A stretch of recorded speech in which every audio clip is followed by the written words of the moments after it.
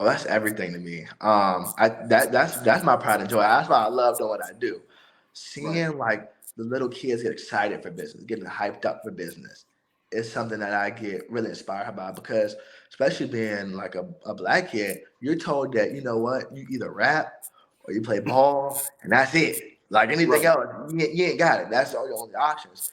But through the Metro Business League, seeing a lot of those people be of color and be young and be excited really got me excited because I'm like, oh, I Right. see myself in them. I can be that. I can grow myself. And so that's what I wanted to give to younger kids and saying like, hey, there's different avenues.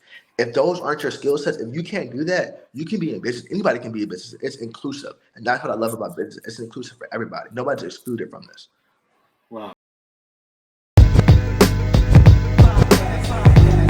Malik's First Job Podcast, here to answer any questions that y'all ask. Financial literacy and resources. Parents and young people becoming bosses. CEOs, future leaders, entrepreneurs. Conferences and boardrooms getting sponsors secured. If you want generational wealth, Brooklyn's own Kerwin Phillip with information to help. Malik's First Job Podcast. Malik's Podcast. Brooklyn's own Kerwin Phillip. Kerwin Phillip. Malik's First Job Podcast. Podcast. Brooklyn's own Kerwin Phillip. Generational wealth. Greetings, everyone. How you doing? Welcome to another episode of the Malik's First Job Podcast, where we discuss leadership, entrepreneurship, and financial literacy for parents and teens. Today, we have a super special guest, a young entrepreneur that's making big moves here in the Richmond, Virginia area. I have Mr. Christian Washington, the CEO of Cookies and Crust. All right, so let's welcome Christian to the show. What's going on, Chris? Hey, everybody, how are you doing today? Good. So for those that do not know who Christian Washington is, please let them know who you are. So I'm Christian Washington. I am 17, and I have my own business slash nonprofit, Cookies and Crust. At Cookies and Crust, what we do is we make specialized cookies. So whatever cookie flavor you can imagine, we've probably done it.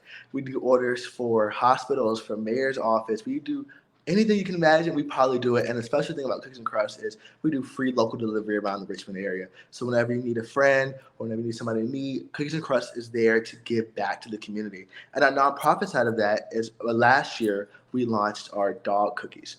So we have all natural and organic treats, peanut butter and bone marrow treats, and we have given those out to the SPCA, the Richmond Animal League Control, and other various nonprofits. So that's our nonprofit side. We're constantly looking for ways to give back to the community. Oh wow. So how did you happen to get started in entrepreneurship? How long ago was it, and what made you get started in it? So it was 2020, and I worked at Kroger, and I hated my job. I remember I was a bagger. I just was like, Okay. I cannot bag groceries anymore. I was like, this is just not my passion. What do I do? And I thought about it for a while. And I'm like, you know what? One thing I can do is I can bake cookies. I do about holidays. I didn't really take it seriously, but I'm like, I can bake a little something. So we started off with our cooking classes, and we were going around teaching kids how to make cookies. And then the pandemic just started to like go crazy, and nobody wanted anybody in their homes anymore. So I couldn't run my cookie class. That's something I love to do, making those human connections. So I was like, how do we pivot from this? And that's what business is, pivoting. So I was like, how do we pivot from this? And from that, we were like, let's do delivery. And let's not make it just local. Let's make it national. So we started off with our national delivery. And I was like, I don't care what flavors we put on there. Let's put every flavor on there. So we have a set list of flavors, but we also have a contact form saying you can get any flavor that you want done. And Okay. so that's essentially how we started, is because I wanted to work for myself. I felt like there wasn't enough diversity in the workplace. It was primarily older people, and there was no younger representation. There was no black representation. So I was like, I want to be in an environment that uplifts what I am. Right. Right. All right. So like, what was the first steps you took to actually get started? One of the first steps I took was opening my LLC. I did Okay. not want to do business where I didn't feel comfortable. So we first started opening our LLC, making sure that we were legal under Virginia. And then after that, we had our cottage laws. Whenever you're making food in house or not at a facility, you have to abide by Virginia's cottage laws. So that's another thing that we did. I'm really into branding, so my favorite part was building my website and building the colors, getting shirts, getting boxes, and really building out the logo and what it means. And that was essentially one of the first steps that we took to launching. Right. So you said it's called cottage laws. Cottage laws, yes. Can you, I guess, explain exactly what that is? So, in the state of Virginia, to make sure that you're getting safe food, there are certain laws that you have to abide by. Somebody comes in your house, make sure that everything you're doing is safe and great, and making sure that you're to quality standards with Virginia health standards. So the food that you get in-house is the same level of food that you would get at a restaurant. Okay. So, so with that, so again, they came to your house, inspect your kitchen, looked at your utensils and stuff like that to make sure everything was up to par. Yes. And so just making sure that all the ingredients are fresh. Also, and a part of that is you have to take a food manager safety class. And so I'm food manager certified. So that's just, it's a pretty long course. It's extensive, telling you temperatures of food that's safe, how to handle food, cross-contamination, things of that sort, so you can know how to handle food effectively. And that's a part of completing your cottage law. Oh, wow. I think, I never knew it was that extensive. Yeah. Okay, great. So it's like, as you mentioned, you want to make sure you do things correctly. Exactly. Right? So making sure that your business is sound and you don't have anybody knocking on your door because you're not doing business great. Right. So, and how important was it to have that LLC in place as a food vendor? It was so important. Even for the Metro Business League, I can't get into any events if I don't have the LLC. They ask, where's your LLC at, to making sure that you're doing business legally. If you don't have LLC, you're not recognized as a business in the state of Virginia. So essentially, you're just running under the mill. So a LLC gives you the opportunity to also apply for grants and loans because you're an actual business. So LLC opens the door of everything that is business, and it helps you scale and grow. Wow. All right. So you got started. You formed the LLC. You got your kitchen inspected, passed through the cottage laws. You took the food safety class and everything. So now you're up and running, you're legit. Now, what was the next step after that? The next step is marketing and branding. You have a business, but nobody knows about it. How do you get people to know about it? That's taking pictures, that's being out in the community. For us, our main thing was we wanted to just be in everybody's face. So that's being outside, being at the different events, just making those human connections, because if you like us and you like our product, then you're gonna like our business. And that creates a repeat customer. Because sometimes people don't even buy for the product, they buy for who you are, and because they know that you're a good person. And so we wanted to just show people what the business model really was and what Cookies and Crust encompassed. So that was being at different giving events, being at every single, youth business league event. So we are out in front of people saying, hey, this is what we're doing. This is who we are. And in combination with that, being on Instagram and Facebook, I spent plenty of hours being on Facebook, following other baking brands, following other cookie businesses, commenting, saying, oh, let's follow each other, let's connect. That marketing aspect online, it's really tedious. I run Facebook ads and Instagram ads.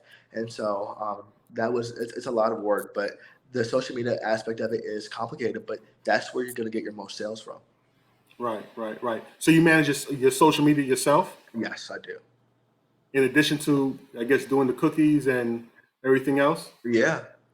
Wow. So how are you able to manage all these different hats within the business? So the biggest thing I learned was time management and learning to pivot. When you're wearing all the hats, luckily I have people supporting me now, but at first, it was just me. And so when you're wearing all the hats, I think time management is your biggest friend. Knowing your capacity, knowing what you can do so you don't get burnt out. Because there's plenty of times where I felt like I don't want to make another cookie again. I'm so burnt out. I can't do this. So knowing your capacity, if a customer calls me and says, hey, I need 1,000 cookies by tomorrow, I'm like, we just can't do that. But if you need 1,000 cookies by next week, I can manage my time to get us there. So knowing your capacity and knowing what you can do and what you feel comfortable with doing is the number one key to managing all those hats. Right. Then also, I guess with you being 17, you're also in high school. I am. Right. So I guess with the obligations of running a business, in addition to taking care of your academic responsibilities, how does that work out? It's hard. I'm not gonna lie to you. But what I tell everybody is 24 hours a day, school is only 6 of those. So what are you going to do with your other hours? So I get out of school at 4 o'clock. So what am I doing from 4 to 12, the time I go to sleep? That time I'm managing customer orders. I'm looking at the logs. I'm on Instagram. I'm on Facebook. Also in the morning time, can I wake up a couple hours earlier to see if I got things right? Can I take off my weekends? So my weekends, I'm like, I need to work. I need to get this stuff straight. And so I plan it out. I'll have one day for prepping, one day for baking, one day for delivery. So I know it's a 3-day turnaround. So I can manage that in my head when I get an order, and I can kind of move around my schedule from there. So if school is like, just imagine it as a long meeting. If that's your meeting, what are you going to do with the outside hours? Right. Wow. That's, a lot of adults don't have that discipline. It requires discipline, It does. when it comes to time management. And to see a 17-year-old, being able to juggle all these different things within the business, also without the business, outside of the business, it's very remarkable. So, how did you develop this business acumen? This level of discipline and this level of focus. How did you develop that? I have to give credit to my parents. They have instilled that business mindset in me ever since I was younger. They started up building houses, and I was sitting in the passenger seat looking at the houses like, oh, can I design it? Can I design it? So I've always had that business mindset of wanting to make things happen. I remember when I was 6 or 7, I had my own little pasta business. I made fresh pasta and sold it in little bags and stuff and gave it to my families and friends. So I've always had that mindset of business, and I knew that business was the only thing where I could scale it myself, and I was in charge of it myself. And I had like having that leadership role. Okay. So you said you did pasta, like fresh pasta yourself? I did pasta. It was called Diverse Pasta. It was my first ever business. And I was like, oh, I'm gonna be a little pasta restaurant and everything. I quickly found out that I don't like being in the dough too much. Pasta was a little hard. I didn't love it too much. But it was just really fun to see people. I knew that sometimes food was for me. That's how what showed food was for me, because when people see the pasta, I was like, oh, I love this. Let's add this next time. Let's do this next time. And I seen their face lit up. That's when I was like, okay, I want to do that. Malik's first job, Financial Principles for Teens, is an excellent resource to get your children started on understanding the basics of financial literacy. This book, which is set in Brownsville, Brooklyn, about a young man who gets his first job and then shortly thereafter sits down with his dad to learn how to manage his money. There are several topics that are covered within this work, such as paying yourself first, disciplining your spending, knowing the difference between an asset and a liability, creating multiple sources of income, as well as the importance of being charitable. So again, if you want to get your children started on understanding finance and becoming responsible adults, we highly recommend that you purchase the book, Malik's First Job, Financial Principles for Teens. So please visit maliksfirstjob.com to get more information. Peace. Today is a great day to start your own podcast.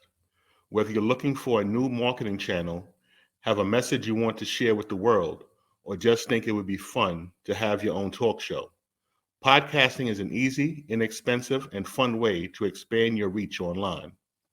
Buzzsprout is hands down the easiest and best way to launch, promote, and track your podcast. Your show can be online and listed in all the major podcast directories like Apple Podcasts, Spotify, Google products, and more within minutes of finishing your recording. Podcasting isn't hard when you have the right partners, and the team at Buzzsprout is passionate about helping you succeed. Join over 100,000 podcasters already using Buzzsprout to get their message out to the world. Let's create something together.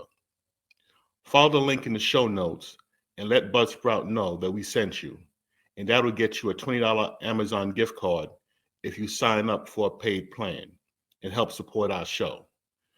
Thank you very much, and let's be great podcasting together. Peace. Wow.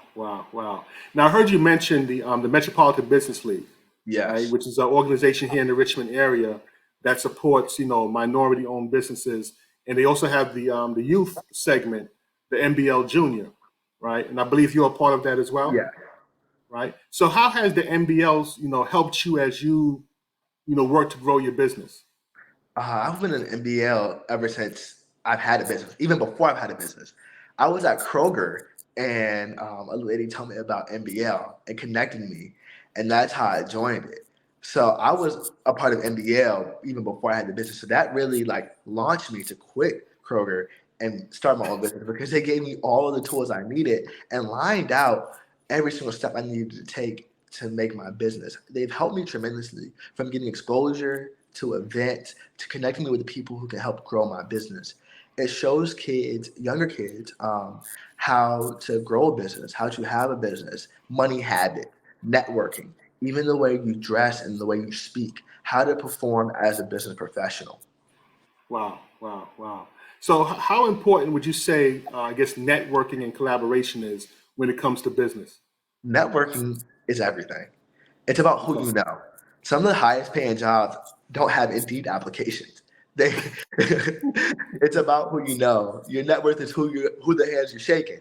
So all the time I encourage people to seal that connection when you're out networking. Don't just say, "Oh, it's nice to meet you." Hey, it was nice to meet you. What's your Instagram? What's your LinkedIn? Do you have a card? Seal that connection because if people don't like you as a person, and people don't know who you are as a person, you're never gonna kind of like grow your business because Wow. somebody you don't know who has the materials and who has the resources to help you. So just be approachable, just be open, just be honest, be vulnerable when you're talking to these networking professionals because they can help you and they can help you grow your business. So don't be afraid to ask for help and meet new people because they can help you. Wow, wow, wow. That's a remarkable statement right there. Again, you're sharing wisdom that many adults don't have. When it comes to business. So, what would you say is the biggest lesson you've learned so far through your experience in being in business? My favorite question. What I've learned, and this is even a life lesson now, is the power of the pivot. Every Okay. single day when I'm in business or when I'm at my job, when I'm at these different corporate events, is pivoting. Nothing is going to go to plan. Nothing is going to go to plan. I Right. promise you that. You can plan it down to the minute. It's not going to go to plan. So you Right. have to learn how to pivot. You have to have a plan A, B, C, and D so things can go sort of what you wanted it to go like. So learning to say at a moment's notice, hey, this isn't working. Let's try this new thing and knowing Right. when to change and adjust yourself because every single business model has eventually changed and updated itself or you're going to get lost behind. So learning, when to pivot, when something's not working, when something is working, and how to respond to that. Right. So, what would you say is like the biggest pivot you had to make in your business? The biggest pivot I had to make was knowing my limit. Um, Okay. I used to take orders of like 500 cookies and return them around in 3 days, and I was like, oh, I love it. Like that adrenaline rush when you're fighting the clock, have 72 hours. But I was like, I can't do this anymore. This is not sustainable. So I had to pivot my model of what I could do, and I'm like, Right. hey, per 100 cookies, I'm gonna need three. I'm gonna need 3 days. I'm gonna need 2 days for this and that's helped me a lot regulate my own timing so I can allocate better quality cookies because I was like, I don't want my quality cookies to go down just because of the quantity I'm making because I'm not going to get repeat customers by having bad cookies, but just having a lot of them there. So Right. that was a big pivot I had to make, as well as customer connection. Sometimes I feel like with our customers, we want to give them everything. We want to do Okay. everything, but we just cannot do that. So how do we pivot and make compromises where we see fit? Okay. Okay. Okay. So, um, and you said, I guess you gained a lot of corporate clients. Like, who are Yeah, some of the I guess big name corporations that you've done business with? I've done business with Floor and Decor, done business with the SPCA, Richmond Animal League. I've done cookies for the mayor's office, Model Tobacco Company, just to name a few. It's probably more I'm missing, but those are the ones that I have done in the past couple of years. Right. And those relationships that you built with these companies, did that all come through MBL? Some of them, yes. Okay. So some of the people that I've met through MBL have been really impactful, but some of those also have been principles MBL taught me to implement in my business, and those how I secured those clients. Okay. Like, for example, how did you reach out? How did you connect with the mayor's office? Um, Consociate Media actually reached out to me and Axe. They're a media group in Richmond that focuses on photography. And they had reached out to me saying, hey, we've tried your cookies. We love them. Can we have them at this event? Okay. And what do you remember what event that was? That was a model tobacco company opening. So they opened apartments downtown, and the mayor's office was there, and it was a partnership with the mayor's office and the tobacco company apartment complex. Oh, wow. And I guess you got some great feedback. Yeah, they had a kid out there with my cookies. It was like one of my favorite events, just meeting all those people and being in a really high profile space. And I'm like, oh, wow, cookies got me in the door, So that was a crazy feeling. You come in and like, oh, why are you here? And like, oh, I'm cooking the crust. Right. And, have my little shirt on and stuff. And so it was so fun to be there. I love that networking capability and seeing everybody with the coffee and cookies enjoying themselves. It was just such a great and fun environment to be under. Wow.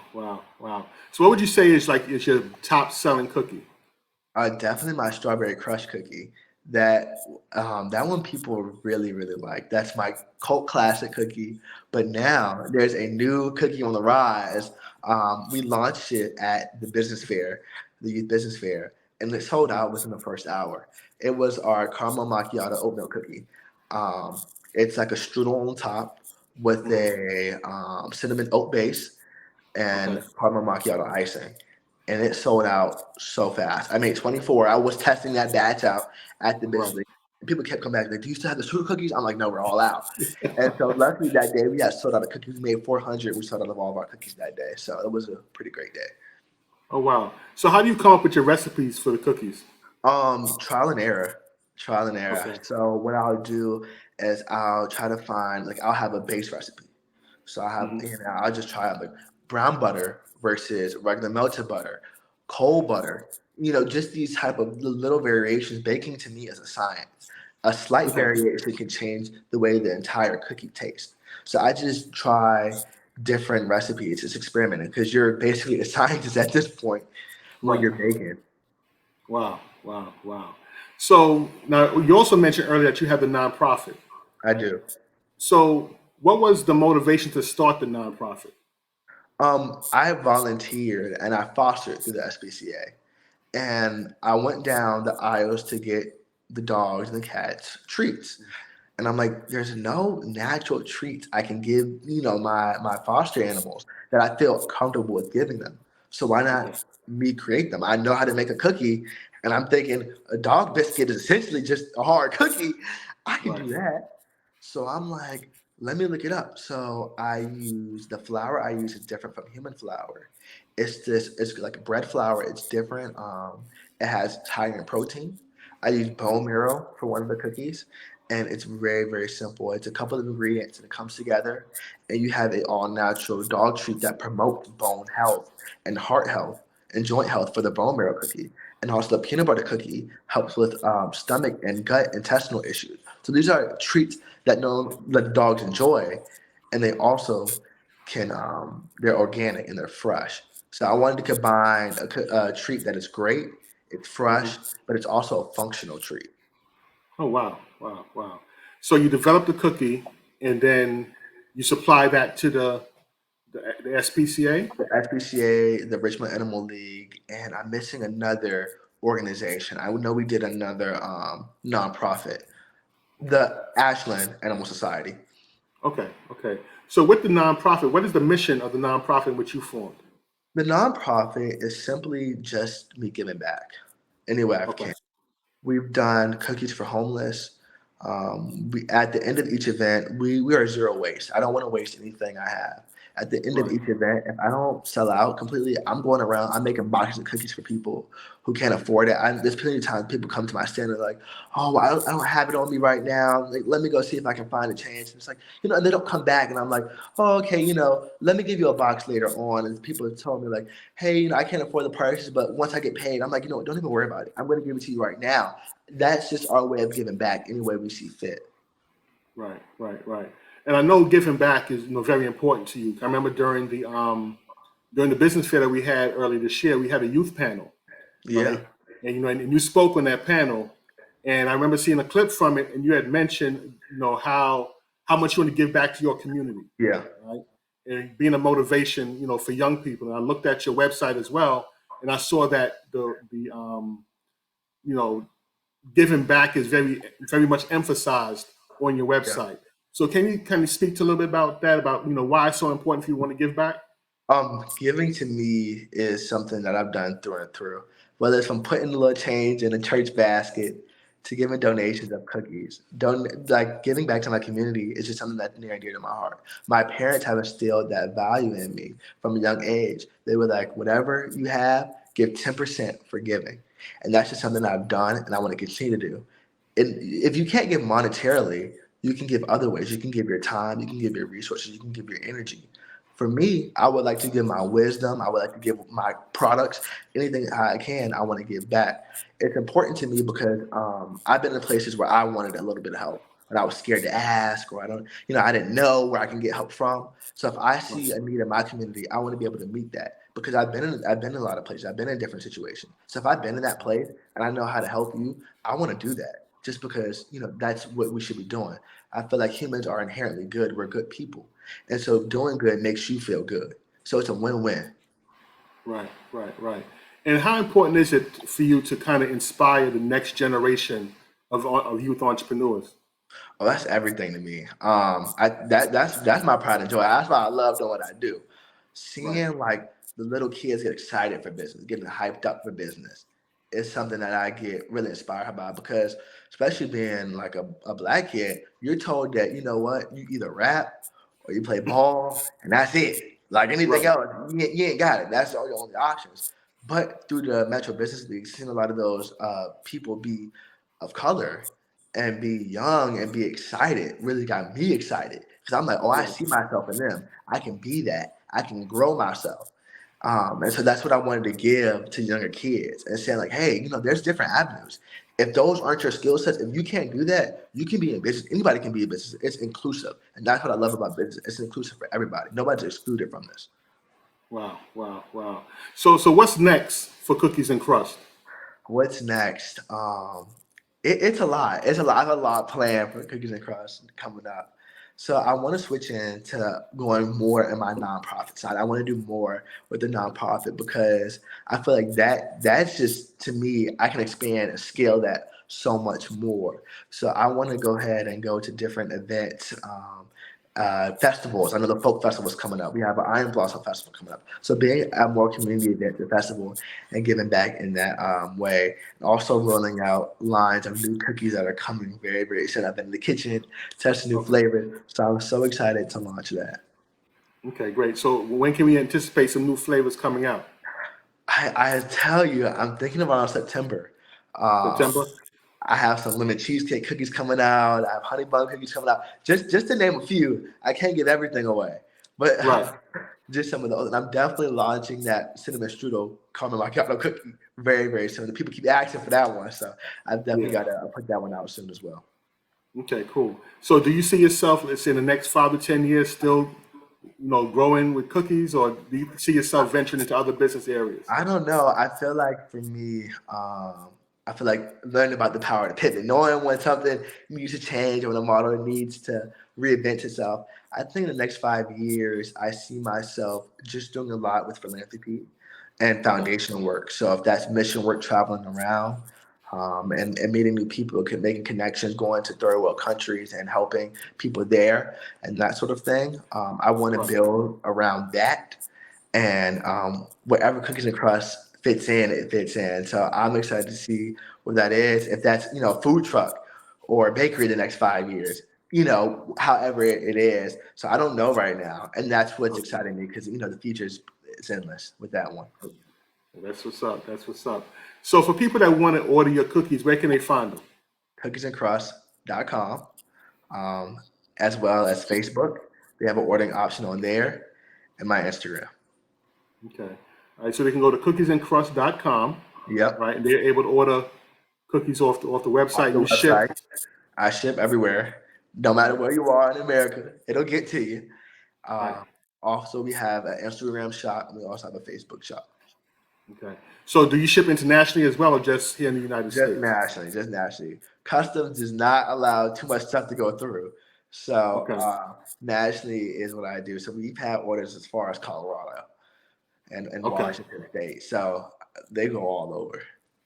Wow. So for those that want to follow you online, let's say on Instagram, where can they find you? My main Instagram is Christy._AN and also Cookies and Crust. You can see my main Instagram, what I'll be doing this summer. I'll be in DC on the Hill working with a couple politicians for the Virginia Political Caucus. So that's what I'll be doing this summer. So you can catch me there. Yep. Okay. So you're doing some political work as well? I do. Social justice and political work is another one of my passions. So another way of me giving back. So I'm going to be meeting with some delegates and lobbyists this summer. Okay. That's what's up. Now, are you working at all with, are you doing any work with Elijah Lee? No, we need to connect. Me and Elijah need to connect. That's the very works. We're gonna connect real soon. Cool. I know, he was at the business fair as well. Did y'all get a chance to talk at all? Or? We did. Okay. Such a good vibe. A lot of our circles are the same. So we're super excited to connect soon and just use our references to help each other grow. Wow. I think that's a powerful combination. You and Elijah. Elijah's been on the podcast a couple times. Yeah, he a beast when it comes to anything with people. Yeah. So, like I said, I could see if both of y'all come together on a project, this would be super amazing. Yeah, a power duo coming soon. Yes. That might be the next presidential team. Never know. Talk that one out. See what we can get working for the people. Yeah. So, hey, you heard it here first. 2032, 2040, you got Christian Lee. I'm mixing y'all names up. Christian Washington, ElijahLee on the same ticket. On the running same for president and vice president. Already. All right, cool. But look, Christian, I thank you for taking the time, coming to the podcast and sharing your story. Like I said, you're doing a lot of great things. At 17, you're ready, like going through the experience, with entrepreneurship that a lot of adults have not, gone through yet. And with that experience, you're getting a lot of knowledge and wisdom. So definitely continue to grow. I'm looking forward to seeing your growth and how these cookies are going to take you to the next level. Yeah. Before I go, I want to let everybody know, just keep being yourself, be authentic, and it'll all work out. So no matter how you get there, you'll get there. No doubt. So again, thank you for coming on, and thank you all for watching. Be sure to tune in to Malik's First Job podcast, either on YouTube or you can check it out on your favorite podcast platform. And once you get there, don't forget to like, subscribe, and share. And we'll see you all next week. Peace. All right. Generational wealth.